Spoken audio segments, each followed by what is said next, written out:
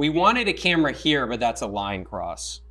Anyone who goes to film school understands this. I don't know what that That's is. a camera, that's a camera, that's a camera, that's a person, that's a person. No one even needs to go to film school now because they've seen this drawing. I'm gonna try it again. So this is a person. Hey, I'm Matt. And I'm Ross. We are, I guess, collectively the Duffer Brothers, and this is Notes on a Scene for Stranger Things.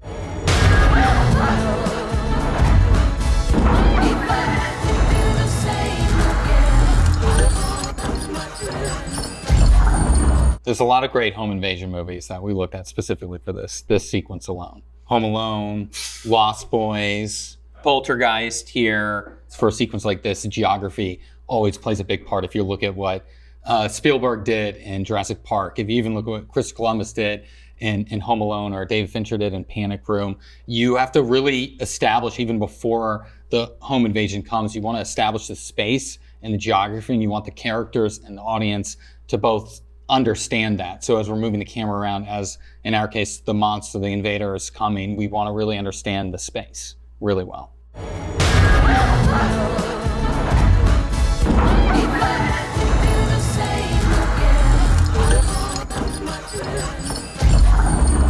Fernando was not written into the written into the script. We tried a bunch of different songs here. I believe this was a suggestion from Nora, who's our music supervisor. And we played a bunch of different songs over here. And what we really liked about this was just the juxtaposition of it's just the last song that you'd be expecting to play when a monster's attacking, but it's definitely a song that you believe that a drunk Karen would be listening to as she got into the bathtub. And also, it's like, it hasn't been overused. So like, we try to avoid songs that have been overused and TV. You don't want it to be too obvious. And I would say this particular shot, where they're watching the wall and you're just hearing the sound. I mean, that's based on Shyamalan's Signs. There's that great scene where they're just listening to the aliens. You don't see the aliens, but they're on the other side of the walls. We always thought that was, a really effective suspense sequence. So it was a big reference for us here. Oftentimes the songs are written into the script. Like Running Up the Hill was written in the script. It's actually kind of unusual that we're figuring out in post-production. But the main thing that we try to do is we just don't want to put a cool needle drop, because you can put a cool needle drop, you want it always to come from character. So you always have to start from the point of, what is Max listening to? What would she be listening to? You kind of build out a playlist for her. Karen, what would she be listening to? You build out a playlist for her. And then you see kind of what will also work cinematically. So you're working off character and you're working on rhythm, pace, and mood. So all of that leads into the choice of the song. What's your location? Over! Picket, 5 minutes away. You're way ahead of us. Radio as soon as you're there. I will. And Nancy, be careful. Hold on.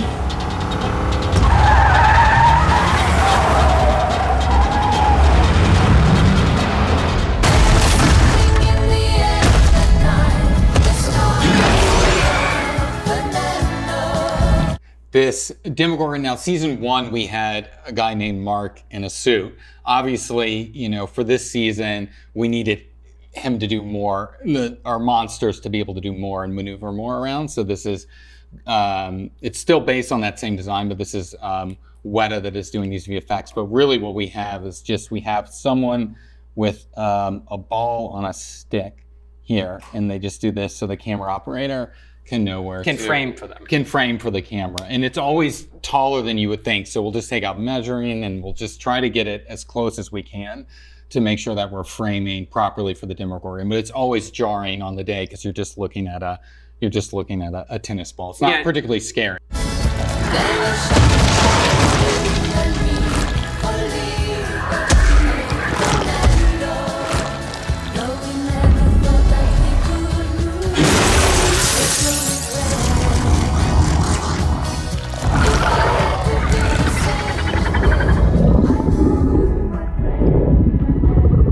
This is one of our favorite shots of the season. But so the way that we did this is this frame that you're seeing here, this tub, was not inside that bedroom. So this was a separate. How would you even describe that? It was up on a platform. It was obviously filled with water. This is not fake CG water. This is real water. And Nell and Cara practiced a long time just in sort of how to hold their breath in a way that looked cool. We talked about eyes open, eyes closed, and we all collectively decided that this looked the best. But we essentially stitched the two shots together.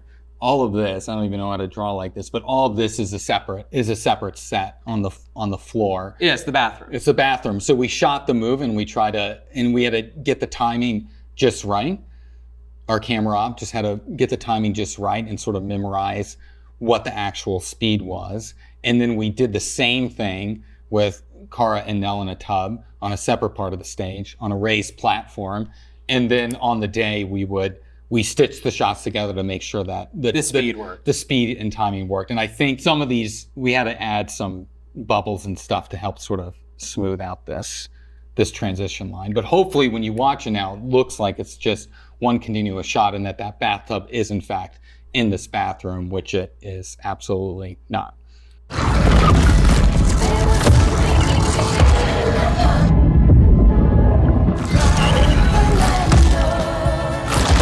This heel, we really wanted him to smash Karen's heel here.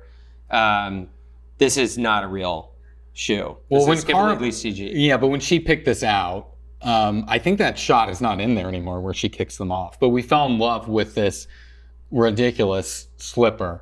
It wasn't super expensive to build a CG crushable heel, but and there was a lot of, do we really need this? And we said, absolutely. I think it was worth it, I hope. Yeah, I think it was worth these 2 seconds.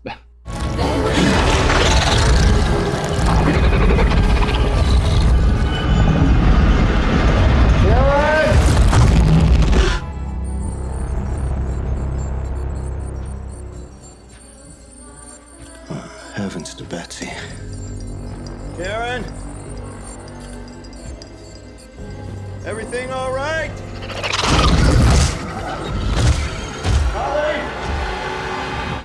Hopefully you can't tell. I know why I'm pointing out mistakes.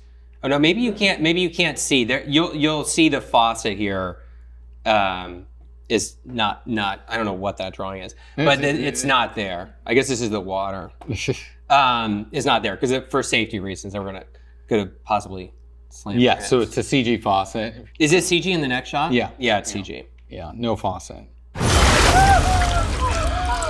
So this is all CG because they had to keep popping out and they had to protect their head. Now this shot it seemed simple, but it was deceptively hard because sometimes they would just pop out in their hair. Like you can't have it. It's like very comedic if they're covered in bubbles. Like if there's a crown of bubbles on their head, which happen a lot of times, it's like it really takes you out of the horror of the scene. But again, Cara and Nell had so much fun doing. But they delivered it every time. And again, Nell's doing a good job of pretending like she has soap in her eyes, but she does not because this is not soap. It's fake bubbles. We don't know what it is. Holly! Holy smokes. Oh, God. Hey, stay back. Get back! Back!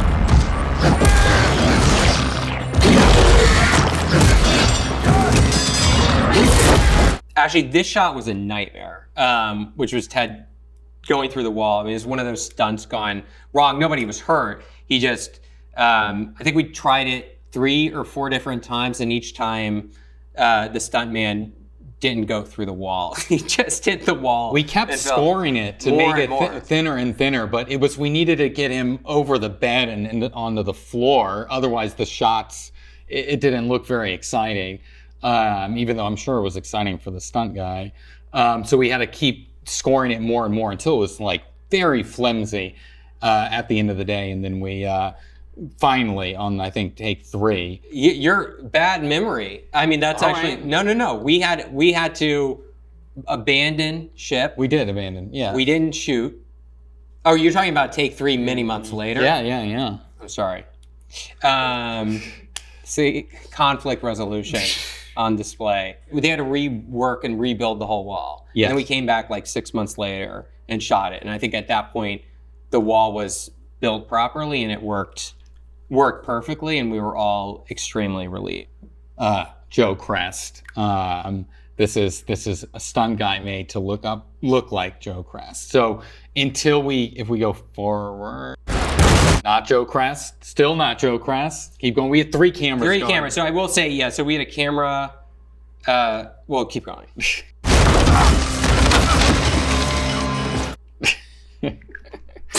We just had Back it up though. Like, so I think, so the bedroom, these are actually bedrooms, I'm just gonna draw on here. You'll be blown away by my drawing. So it was like this, and obviously we were firing him through this wall this way, and we had a camera here, and we had a camera, kind of an overhead camera here, and then we had a camera here, right? Wait, back it up. I don't even understand your drawing, to be perfectly honest. I don't even know what I'm looking at. We had an overhead and we had this. Yes. We wanted a camera here, but that's a line cross. Anyone who goes to film school understand this. I don't know what that That's is. a camera, that's a camera, that's a camera, that's a person, that's a person. No one even needs to go to film school now because they've seen this drawing. I'm gonna try it again. So this is a person, this is a person. Yeah. The bar was low. If our careers go down, you can teach at film school. Yeah, that's great.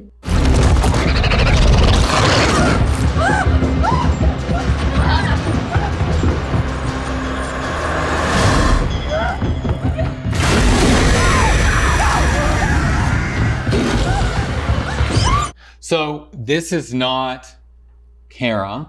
This is a stunt double, and what we're particularly proud of is this is an old school filmmaking trick. Whereas the shot, can we rewind a little bit? This is Kara. So it's a single shot, and the camera's panning, and as it's panning, and we're going with Nell, we leave Kara. we lose sight of her, and there's a stunt double hiding. And that behind that wall there. You can kind of see Kara there sort of duck out of the way if you're really paying attention.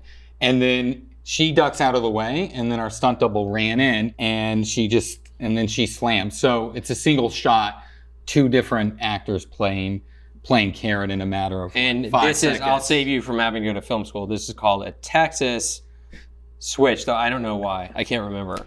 I definitely learned at some point, Google it. Something like this, when you can just do it like in camera, old school in camera without a cut, no one's going to notice. I mean, now they will, because I guess we talked about it, but no one's going to notice. But it is going to leave a little bit more, make it just feel more real and dramatic. Mm-hmm.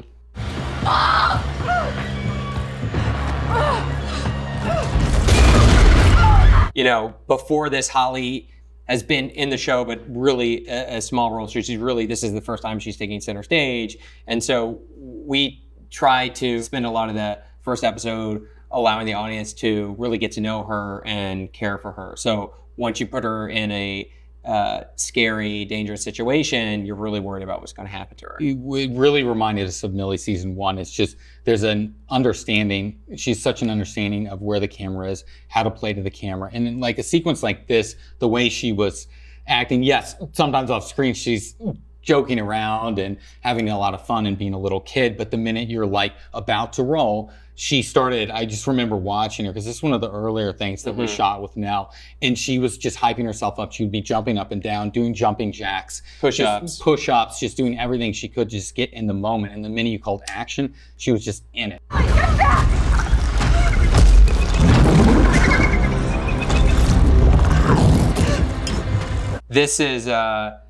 She had half a wine bottle here, so she's not breaking anything here. So she just kept swatting it against, pretending there was I'm gonna do an awesome drawing here.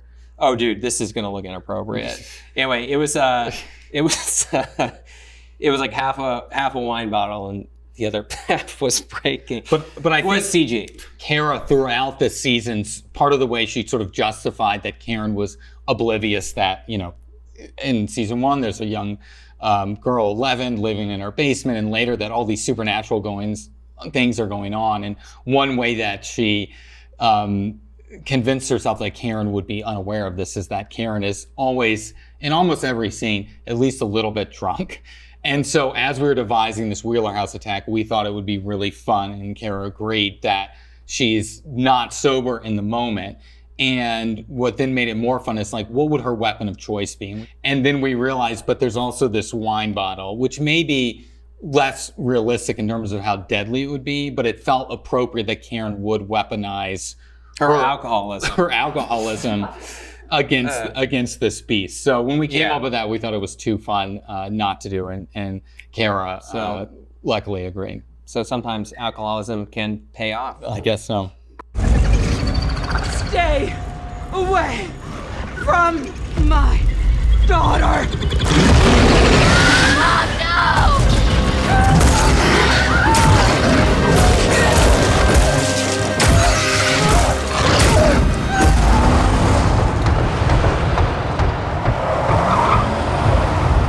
It's inside. I see it.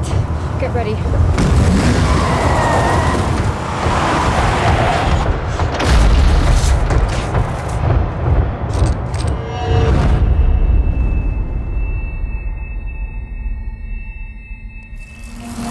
Nancy, what's going on? Talk to me. What's happening?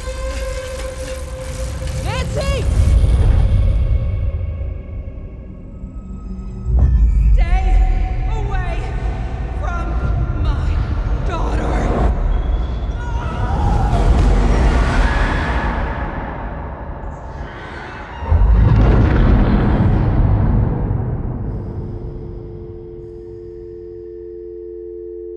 Karen's attack, I remember it was just, we were writing it, and originally the plan was to do it sort of linearly, but then we thought, I don't know how we came about it, but it just seemed much more interesting to do it in a non-linear fashion, to switch from her point of view to Nancy's point of view. I think because we wanted it to feel like, you wanted to feel what Nancy felt like in that moment. You wanted the audience to be with Nancy and the horror when she sees Karen like this. So it's a little unorthodox, but it was scripted this way. I remember Netflix was like, huh? And I was like, are you sure this is going to work? We're like, yeah, it's fine. Yeah, so hopefully it does. I promise you it works. It does, but we switch over to sort of transition. We do a couple things in order to do what we're doing with the shifting of time, is we're going into slow motion. I think it was 72 frames as Natalia, who plays Nancy, comes into the room to really get into her head. And then when we're going back in time, we're using sound to really communicate that this is a sort of a suspended moment where we're going back.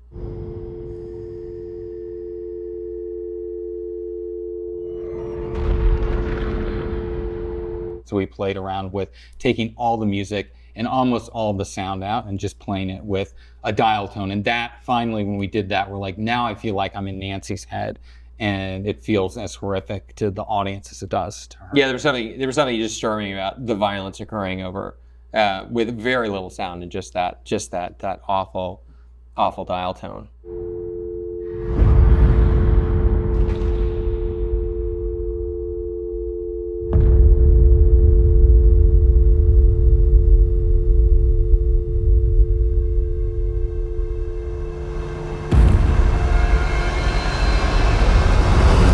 This is all prosthetics, by the way. Our makeup team is incredible, not enhanced at all by special effects.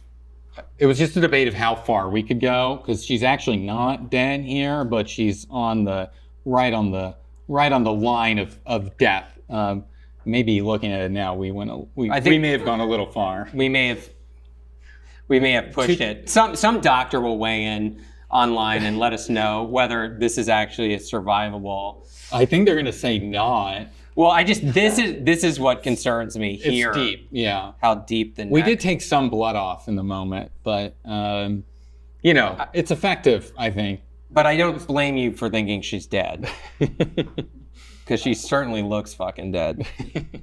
Initially, it was sort of a love letter to the films that we grew up watching, and also our childhood. And as we've been working on it for 10 years, it's become kind of grown into its own thing. I mean, there have been so many people involved aside from us, from our other writers to the actors, and it's just become its own thing. And then, so really this season is just about goodbye to this story and these characters and Hawkins and so on. Obviously there's still a lot of films that we pull from. I mean, we are film nerds, but it's more, if anything, talking about the rest of the seasons and the shows and these characters. And in some ways, it's a love letter as well to this journey we've had making this show. We didn't really realize it until we were reading the final script with our cast, but when we did, they were talking about how much the scenes in the story reflected how they were feeling as the show came to an end and their own experiences. So it wasn't really intentional, but there is something a little meta in that it is a reflection on this journey that we've all been through, and we've obviously seen our younger cast grow into adults, and I think that's ultimately what the heart of the story is. It's coming of age. So it is about the characters, but it's also about the actors and the journey that we've all been on. I love how you're talking about something very emotional over this disgusting image of Karen.